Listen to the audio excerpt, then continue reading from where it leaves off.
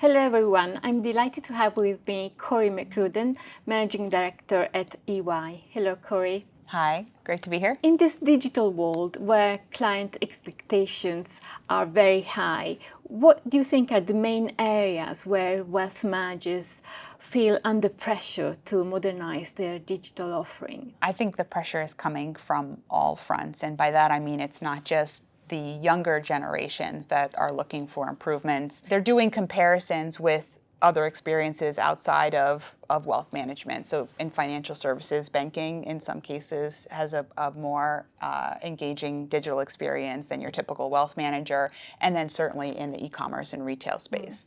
So everyone from younger generations to older generations have raised expectations of what a digital experience should be, whether it's your wealth manager, your banker, or outside of your financial services provider.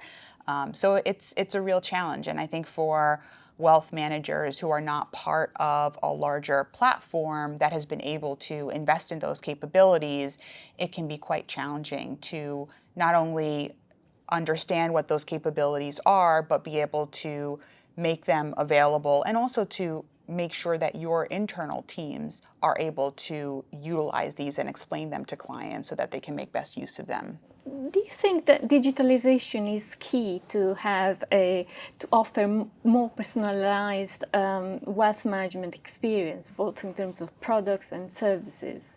The digitalization genie is sort of out of the bottle, if you will, and there's really no going back. Data is really important and is certainly a work in progress. It's not, I think, something that any wealth manager that I work with would say is at a point where they feel like it's perfect. Financial institutions use a combination of first-party data, second-party data, and third-party data in order to create those personalized experiences. I would say there's a spectrum of wealth managers who understand that and who are able to use those capabilities effectively to be able to harness the data through those various channels and serve up a more personalized experience. But are wealth managers, are private bankers able to capture lifestyle client data? Or maybe this data remains in oral conversations? Is that an issue, a challenge for wealth managers? If it exists, can we capture it? So let's talk about if it exists or not. And that's where we get into some of the first-party data, second-party data, third-party data. So there are some platforms who are able to pull data from, let's say, social media sites, for example, or other third-party partnerships, your interactions with your airlines. So know that maybe you're a frequent traveler, for example, and be able to pull that in and use that to inform your client profile. There are other ones who are actually creating opportunities to collect that data. So if the data doesn't already exist, to create educational or engagement modules so that I'm actually pulling data from you, collecting that information, and utilizing that to create a personalized experience. So that's solving for the data exists or creating the data where it doesn't exist. The question of whether the data is already something that I can pull in or something that is oral that then needs to be digitized and pull in is also something that wealth managers are dealing with. And so looking at how can I get my call center representatives' conversations recorded and ingested into my CRM system so that I can then pull out personalized recommendations through sentiment analysis, for example, or understand when a client is potentially at risk, so I can deepen that client retain that client relationship more effectively. So the key issue is to have this unified data platform. Is that perhaps the challenge? That is the holy grail. I would say that's probably not a realistic goal for most wealth managers. I think it really starts with what is the business strategy and what is the client experience that we want to deliver. Focusing in on that and then looking at, okay, if that is to be true, what does that mean in terms of what do we need to know? What data, what insights do we need to draw from what data? And then developing your data strategy. I think oftentimes what I see in the market is you've got your chief data officer, chief digital officer over here, you've got your sales leaders over here, you've got your product managers over here, and they're not necessarily working together in concert, and that can create a lot of problems. What do you think are the key performance indicators that wealth managers, leaders should track to measure the effectiveness and the success of their digital client experience initiatives? It's a great question. And again, I think it depends. And so there is a lot of benchmarking data out there on net promoter score and client satisfaction. I think those metrics only sort of scratch the surface. I think the more successful wealth managers and banks, what they're doing is really thinking strategically about, we want to drive revenue in this particular area. And so how do we do that, and backing into it? So for example, there's a lot of activity happening in the financial education and financial planning space. And so whether or not those are products that have a revenue opportunity associated with them, at a minimum, there's a belief that if we engage our clients more, if we give them a financial plan, that will overall lead to higher client lifetime value. And so some of the KPIs that are measured in that context are things like, does everybody have a financial plan? How many financial education modules have these clients participated in?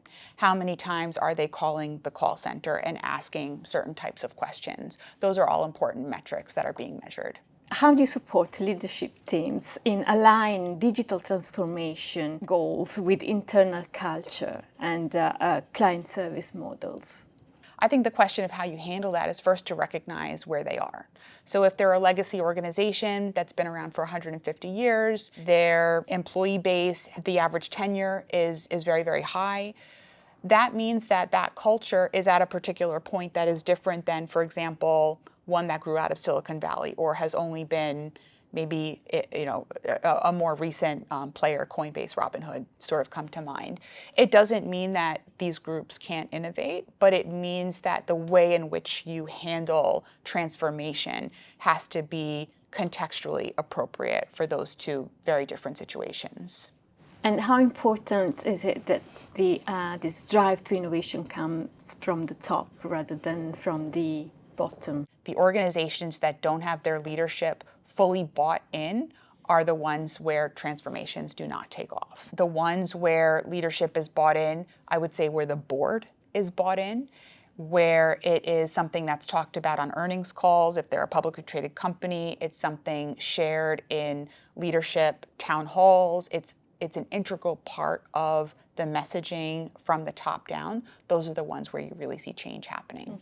Just finally, do you see any emerging technology or digital innovation that will have a significant impact on the client journey in wealth management? I'm not going to say anything new here, generative AI for certain, and I think the way in which that's being utilized will continue to be embedded in our enterprise tech stack, in our client relationship, digital experience in a way where it's almost invisible to us. And so I think some of the issues around AI and trust, when you ask younger generations about that, they are much more trusting of AI than older generations are. And I think part of that is because they understand that it is becoming more and more a part of the experience, whether it's in your face or not. So I think as that technology becomes more woven in, that will continue to accelerate innovation. It will continue to accelerate the richness of the experience that I, as an investor, that I have with my financial institution, the extent to which they know me. I talked earlier about the creation of a super advisor. As we are dealing with an advisor shortage, that will continue, and an increase in wealth complexity and demand for advice, even at lower client segments. Technology is really going to step in and allow these advisors to really accelerate in terms of their ability to be that much more productive, deliver that much more of a personalized experience, and handle more clients than they can today. So the best advisors will be the ones that really can leverage technology, do you think? Yes, absolutely. Okay, that's great. Thank you very much. Thank you Cory. so much. Thank you. Pleasure.